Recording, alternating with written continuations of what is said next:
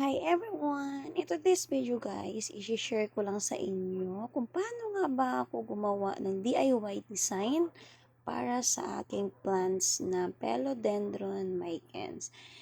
Anyway guys, yung mga trailing plants, pwede tayo gumawa tulad nito. Pwedeng pabilog, pwedeng pahaba, kahit anong design na gusto natin.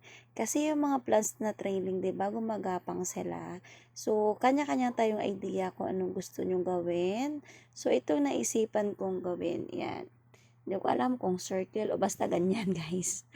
And then, gagawin natin is, yan. Pinapagate ko pala yung mycans for 3 weeks, guys. So, ayan, medyo mahaba na siya.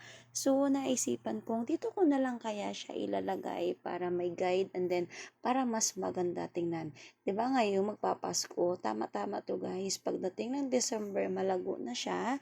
And lahat yan, iikot na yan dyan. So, ipapakita ko rin naman sa inyo ito. Kumbaga, hindi natin kailangan ng ini-design na mga artificial plants. Meron tayong original plants na pwede natin gawin para sa Pasko or pang December na display natin sa loob ng ating bahay.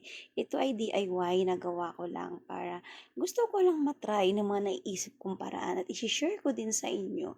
Ito pala yung gamit ko guys para kapag tinali natin, hindi siya halata na talagang may tali. O diba? Kumbaga, mas maganda siya tingnan, unique siya tingnan para kapag lumago man siya, pinaikot natin siya, hindi nakaka-distract yung kulay ng kanyang tali. So, yan yung ginamit ko, guys. So, ang mangyayari kasi dyan, pag lumago, iikot ng iikot yan. Tapos, ang gagawin natin is, tingnan natin. Antayin ko muna ng lumago, din lalagyan natin ng ini design for Christmas. Ayan. So, ayun na guys. O, diba? Sa lahat ng mga trailing plants nyo, pwede kayo gumawa ng tulad nito. Pwedeng golden pothos, Philodendron Brazil, Philodendron micans, any trailing plants na gusto nyo guys. Ayan.